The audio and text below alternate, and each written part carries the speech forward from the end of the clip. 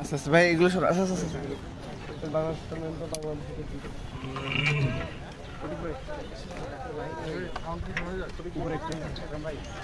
আসসালামু আলাইকুম ওয়া রাহমাতুল্লাহি ওয়া বারাকাতুহু।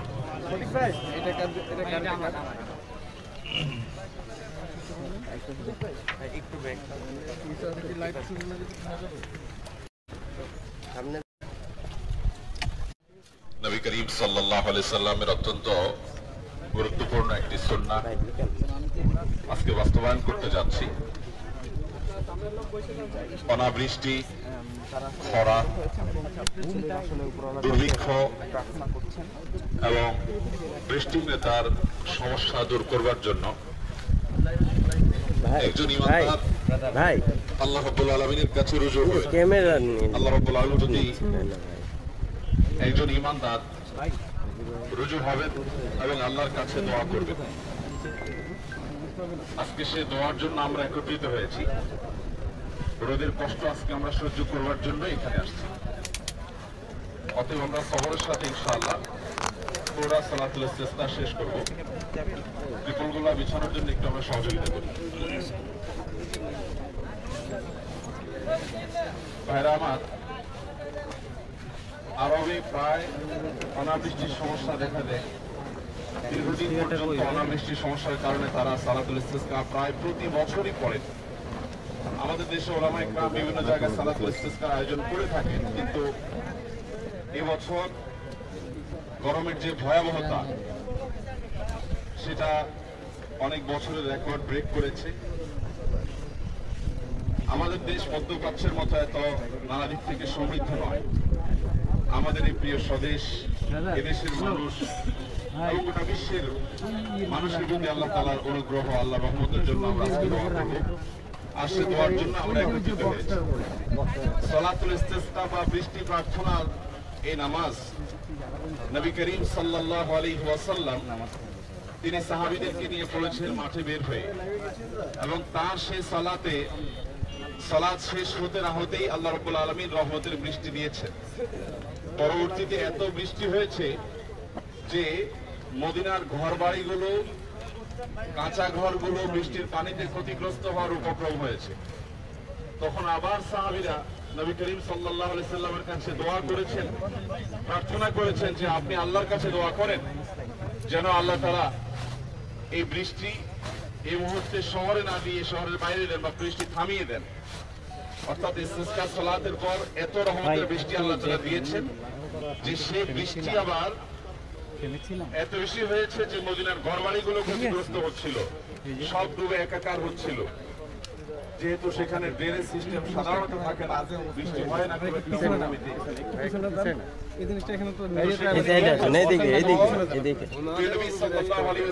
যে দোয়া, সে দোয়া আল্লাহ তাআলার কাছে ছিল যে আল্লাহুম্মা হাওয়ালাইনা ওয়ালা আলাইনা, আল্লাহ আমাদের আশেপাশে পাহাড়ে পর্বতে যে যে জায়গায় যে বৃষ্টির প্রয়োজন সেখানে আপনি বৃষ্টি দিন, আমাদের উপর বৃষ্টি নয়। এরপর আল্লাহ তাআলা বৃষ্টি থামালেন।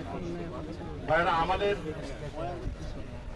আজকের এই দোয়া, আজকের এই বৃষ্টি, ভাই একটু মেহেরবানি করে আমাদের যদি হেল্প করেন, মানে কনসেন্ট্রেশন নষ্ট হয় যদি আমরা আশপাশ থেকে একটু আওয়াজ পাই। আপনাদের ধন্যবাদ, আপনারা কষ্ট করছেন, আপনাদের মাধ্যমে অন্য ভাইরা জানবে, কিন্তু আমাদেরকে সহায়তা করার জন্য আপনাদের প্রতি অনুরোধ রইল।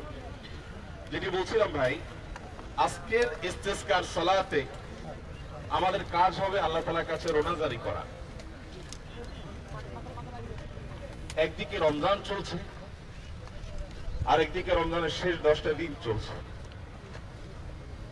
এমনিতেই তো কবুলের সময়, এরপর আবার ভয়াবহ গরমের দাবদাহে মানুষ তো মানুষ, পশু পাখিগুলো পর্যন্ত ভয়াবহ একটা অবস্থার মধ্যে বিরাজ করছে। তাদের জীবন ওষ্ঠাগত, প্রাণ ওষ্ঠাগত। আমাদের এই মুহূর্তে আল্লাহ তাআলার কাছে রোনাজারি করা উচিত। একজন ইমানদার বিশ্বাস করে বৃষ্টি দেওয়ার মালিক কে? বৃষ্টি আসবে কার পক্ষ থেকে? আকাশে মেঘ থাকুক বা না থাকুক, বৃষ্টি দেওয়ার মালিক আল্লাহ রাব্বুল আলামিন। বৃষ্টি আল্লাহ তাআলা যদি না দেন তাহলে সেটা আমাদের গুনাহের ফসল। ইস্তিসকার সালাত এটা নবী সাল্লাল্লাহু আলাইহি সাল্লামের সুন্নাহ। আমরা বৃষ্টি নামানোর জন্য এখানে এসেছি ব্যাপারটা সেরকম নয়। আমরা নবী করিম সাল্লাল্লাহু আলাইহি ওয়াসাল্লামের সুন্নাহ পর আমল করতে এসেছি। আল্লাহ যদি বৃষ্টি দেন তাহলে সেটা আল্লাহর রহমত এবং অনুগ্রহ, আর আল্লাহ যদি বৃষ্টি না দেন সেটা আমাদের ব্যর্থতা, আমাদের দোয়ার ত্রুটি, আমাদের প্রার্থনার দুর্বলতা, আমাদের আল্লাহ মুখিদার অভাব এবং ঘাটতি ছাড়া কিছু নয়। মোহতারাম হাজরিন, ইস্তিসকার সালাত বা বৃষ্টি প্রার্থনার সালাত, এই সালাতের দোয়া কবুল হওয়া বা বৃষ্টি প্রার্থনা ইস্তিসকা কবুল হওয়াটা নির্ভর করে অনেক ক্ষেত্রেই বান্দার তওবা এবং ইস্তিগফারের উপরে। আমরা আজকে ইস্তিসকার সালাতের এই আয়োজনে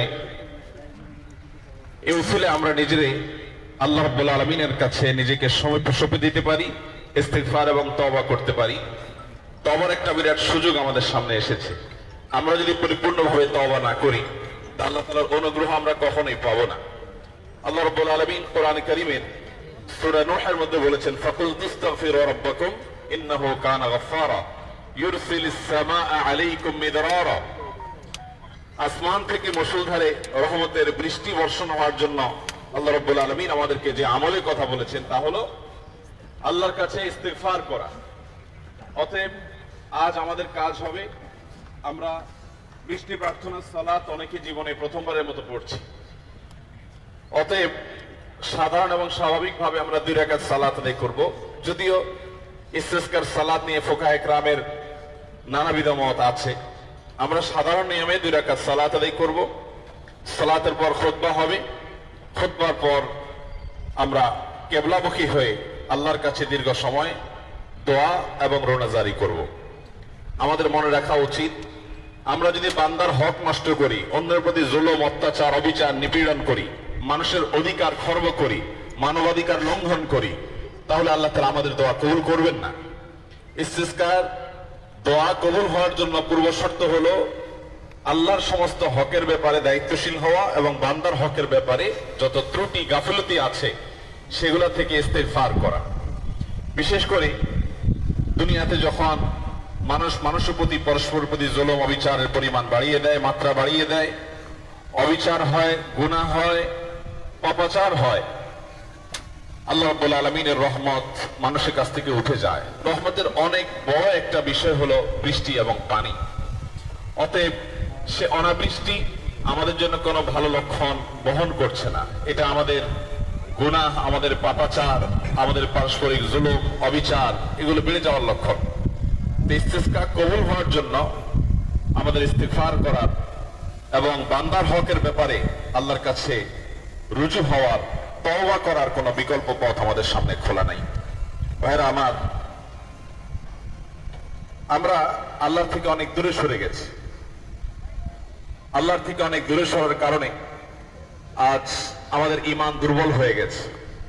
আমরা মনে করি পূর্বাভাস, আমাকে পূর্বাভাসের আলোকে আমি বৃষ্টি পাবো, পূর্বাভাসের আলোকে বৃষ্টি পাচ্ছি না। পুরো বিষয়টা আল্লাহ তাআলা আমাদের জন্য সহজ করে দিয়েছেন তথ্য প্রযুক্তির উন্নতির এই যুগে, এই সময়। কিন্তু এর মানে এই নয় যে আল্লাহ রাব্বুল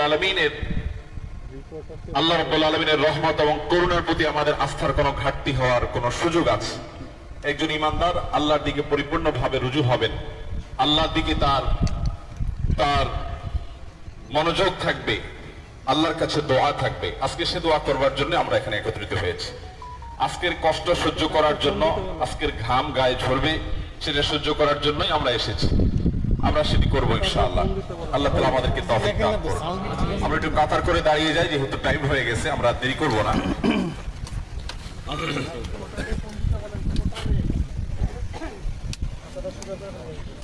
কাতারগুলো আমরা সোজা করি। কাতার সোজা করা এটা সালাতের অংশ। লা তাখতালিফু ফাতাখতালিফু কুলুবুকুম, হাদিসে আসছে তোমরা কাতার যদি বাঁকা করো তাহলে তোমাদের অন্তর বাঁকা হয়ে যাবে। আমরা মেহেরবানি করে কাতারগুলো সোজা করার চেষ্টা করি।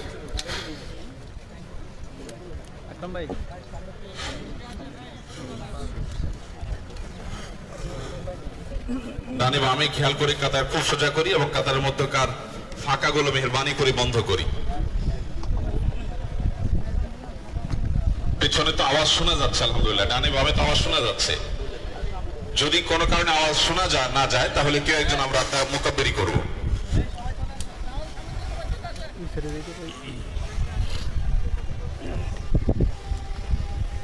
বৃষ্টি প্রার্থনার জন্য বিশেষ কিছু দোয়া আছে ভাই, এই দোয়াগুলো আমাদের জানা থাকা দরকার। আমাদের উচিত ছিল আগে থেকে আপনাদেরকে এগুলো প্রিন্ট করে লিখিত আকারে হাতে দেওয়া। এই রাজ ভাই সবাই না আমাদের সামনে থেকে আসেন, প্রস্তুতি নেওয়ার সুযোগ আমরা পাই নাই। রাজুল ভাই, তারপর আমি বলে দিচ্ছি অনেকেরই মুখস্থ আছে আলহামদুলিল্লাহ, যাদের মুখস্থ নাই তারা নিজ ভাষায় মাতৃভাষায় আল্লাহর কাছে চাওয়াতেও কোনো অসুবিধা নেই ইনশাআল্লাহ। আমরা কয়েকটা দোয়া হাদিসের আলোকে মাসনুন কয়েকটা দোয়া আমরা বেশি বেশি করি। ইস্তিগফারটা হবে সবচেয়ে বেশি। ইস্তিগফার হলো বৃষ্টি আসার সবচেয়ে বড় মাধ্যম, সবচেয়ে বড় কারণ। এই ভাই, আমরা দোয়া করব। এই ভাই কি হলো সামনে দিয়ে কেন? আল্লাহুম্মা আগিসনা, আল্লাহুম্মা আগিসনা। ভাই নাই বাস ভাই জন্য এর অর্থ হলো হে আল্লাহ আপনি আমাদের প্রতি পানি বর্ষণ করুন। আপনি দিয়ে হাঁটবেন, আমি দাঁড়া দেখব। আপনি আমাদের প্রতি বৃষ্টি বর্ষণ করুন। তিনবার আল্লাহুম্মা আগিসনা, আল্লাহুম্মা আগিসনা, আল্লাহুম্মা আগিসনা। আর কিছু না পারেন আপনি শুধু এই দোয়াটা বেশি বেশি করে করতে থাকেন। আল্লাহুম্মা আগিসনা, আল্লাহুম্মা আগিসনা, আল্লাহুম্মা আগিসনা। আরেকটি দোয়া হলো আল্লাহুম্মা আগিসনা গাইসান মুগীসান মারিআন মারিআন নাফিআন গায়রা দার আজিলান গায়রা আজিল। এটাও বৃষ্টি প্রার্থনার আরেকটা দোয়া। নবী করিম সাল্লাল্লাহু আলাইহি ওয়াসাল্লাম এই দোয়াটাও পড়তেন।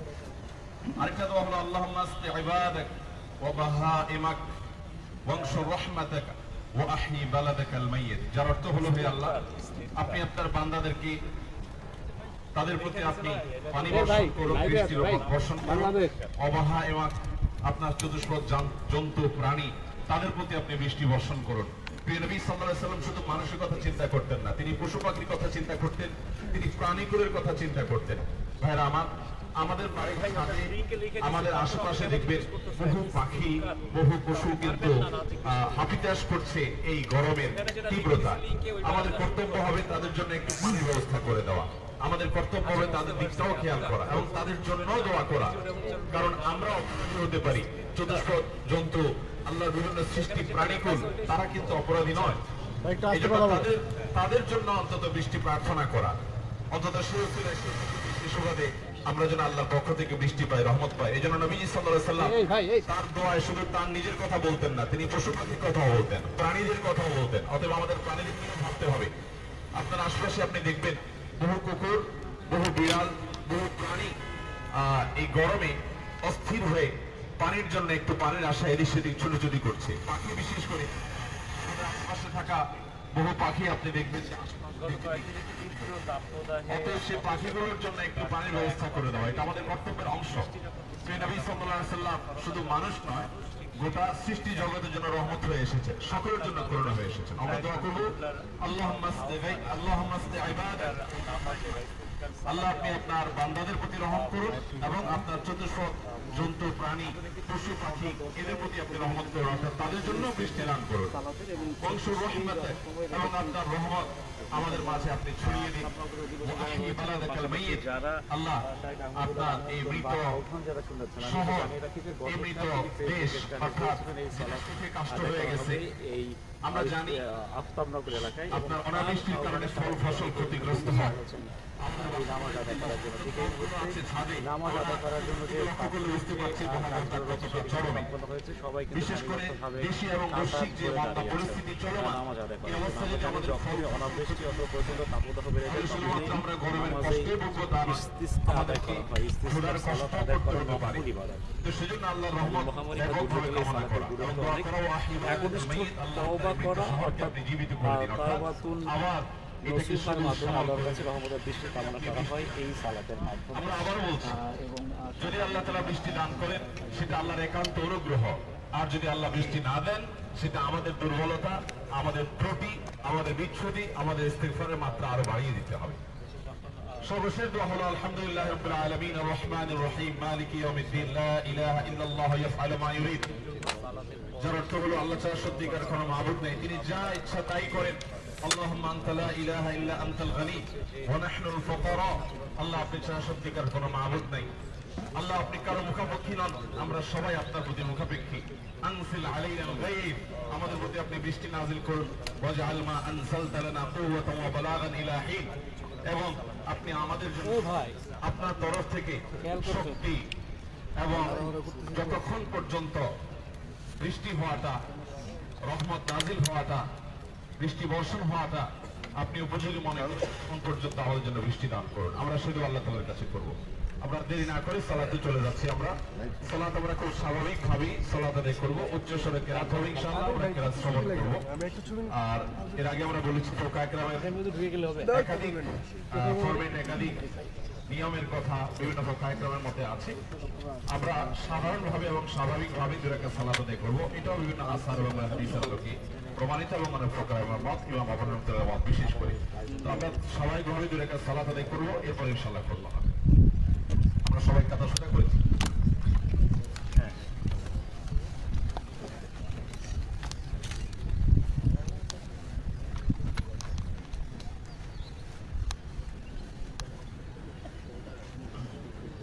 হ্যাঁ, ভাই সামনে দিয়ে যেতে হবে আপনার। আল্লাহু আকবার। আবার ভাই আপনারা একদম নামাজের সামনে থাকেন না, সরে যান। নামাজের সামনে কিভাবে দাঁড়াবে? এদিকে চলে আসেন আপনারা যারা নামাজের সামনে। الرحمن الرحيم مالك يوم الدين إياك نعبد وإياك نستعين ভাই সামনে আনে আসেন ভাই। اهدنا الصراط المستقيم صراط الذين أنعمت عليهم নামাজের সামনে যাই غير না। المغضوب عليهم ولا الضالين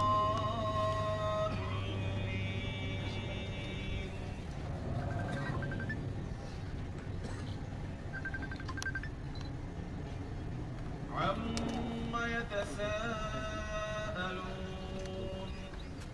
عن النبأ العظيم الذي هم فيه مختلفون كلا سيعلمون ثم كلا سيعلمون ألم نجعل الأرض مهادا والجبال أوتادا وخلقناكم أزواجا وجعلنا نومكم سباتا وجعلنا الليل لباسا وجعلنا النهار معاشا وبنينا فوقكم سبعا شدادا وجعلنا سراجا وهاجا وأنزلنا من المعصرات ماء ثجاجا لنخرج به حبا ونباتا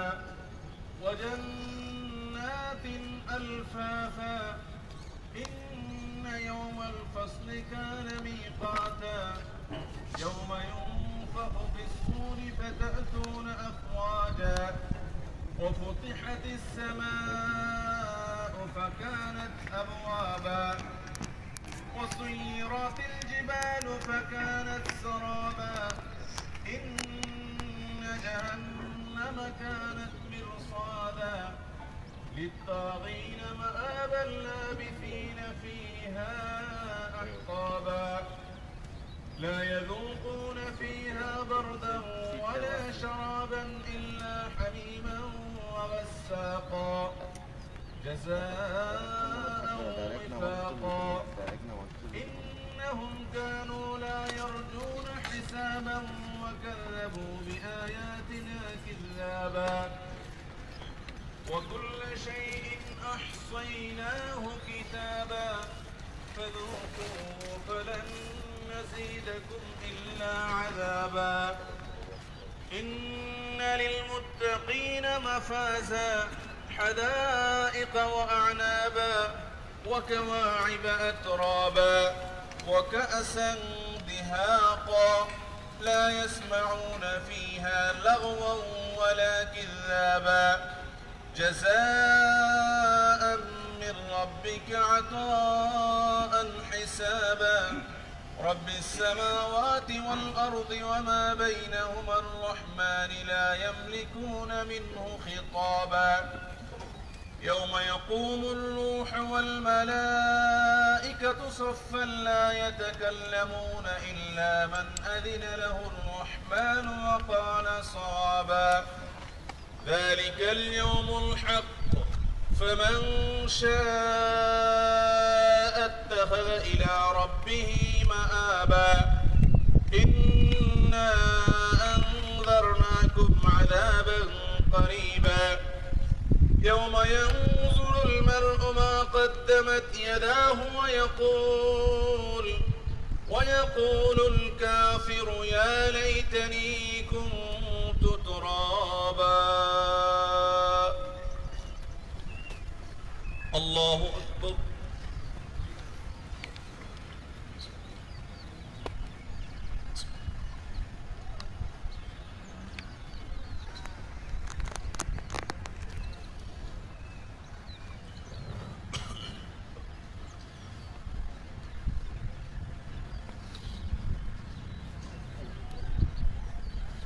سمع الله لمن حمده.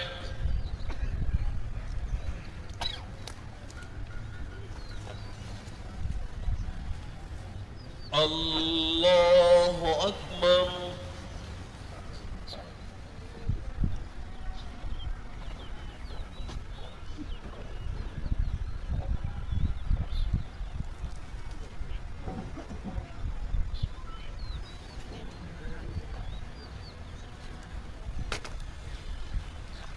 الله أكبر.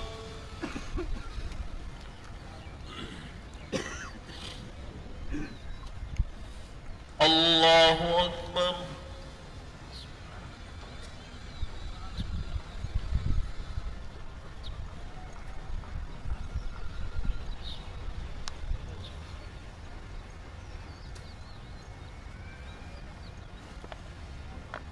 الله أكبر.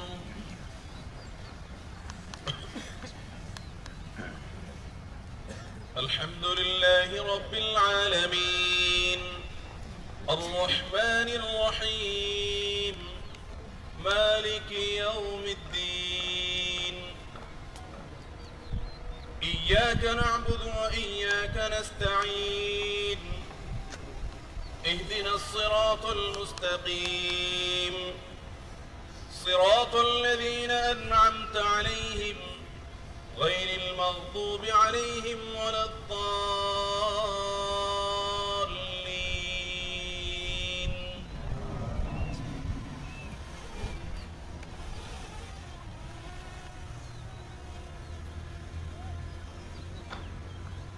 والسماء ذات البروج واليوم الموعود وشاهد ومشهود قتل أصحاب الأخدود النار ذات الوقود إذ هم عليها قعود وهم على ما يفعلون بالمؤمنين شهود وما نقموا منهم إلا أن يؤمنوا بالله العزيز الحميد الذي له ملك السماوات والأرض والله على كل شيء شهيد. إن الذين فتنوا المؤمنين والمؤمنات ثم لم يتوبوا فلهم عذاب جهنم ولهم عذاب الحريق. إن الذين آمنوا وعملوا الصالحات لهم جنات تجري من تحتها الأنهار ذلك الفوز الكبير. إن بطش ربك لشديد إنه هو يبدئ ويعيد وهو الغفور الودود ذو العرش المجيد فعال لما يريد. هل أتاك حديث الجنود فرعون وثمود بل الذين كفروا في تكذيب والله من ورائهم محيط. بل هو قرآن مجيد في لوح محفوظ. الله أكبر.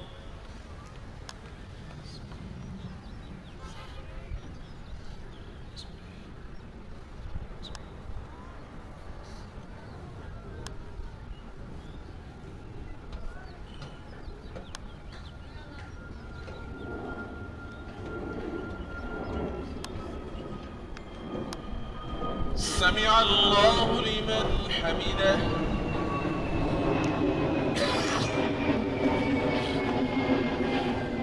الله أكبر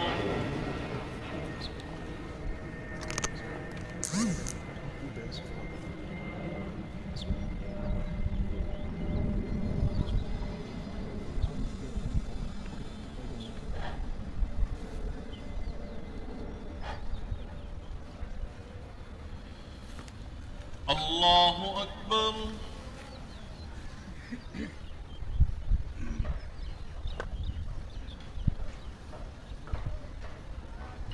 الله أكبر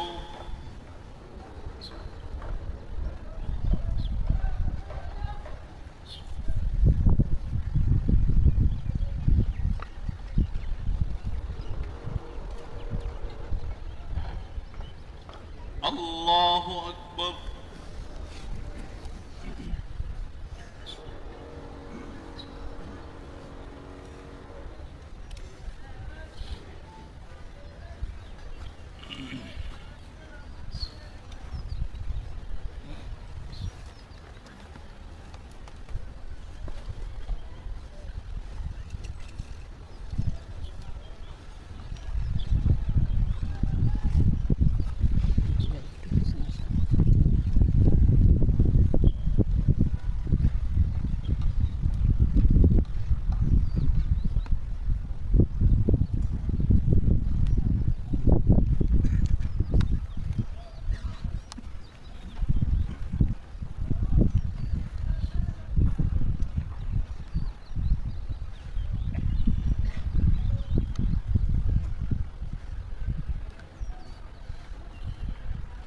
السلام عليكم ورحمة الله. السلام عليكم ورحمة الله.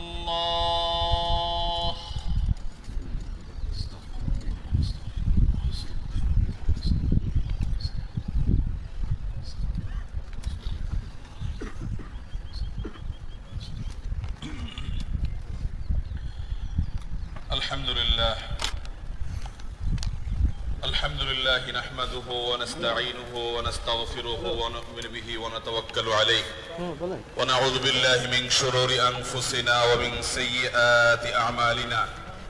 من يهد الله فلا مضل له ومن يضلل فلا هادي له، وأشهد أن لا إله إلا الله وحده لا شريك له تعظيما للشارع، وأشهد أن محمدا عبده ورسوله وخليله وصفوته من خلقه صلى الله عليه وعلى آله ومن تبعهم بإحسان إلى يوم الدين وسلم تسليما كثيرا كثيرا. أما بعد، فاتقوا الله عباد الله حق التقوى، واعلموا أن أجسادكم على النار، واعلموا بأن خير الهدي هدي محمد صلى الله عليه وسلم، وشر الأمور محدثاتها، وكل محدثة بدعة، وكل بدعة ضلالة، وكل ضلالة في النار. وعليكم بالجماعة فإن يد الله مع الجماعة، ومن شذ شذ في النار. عباد الله، لقد كانت سنة نبينا صلى الله عليه وسلم إذا أقحت الأرض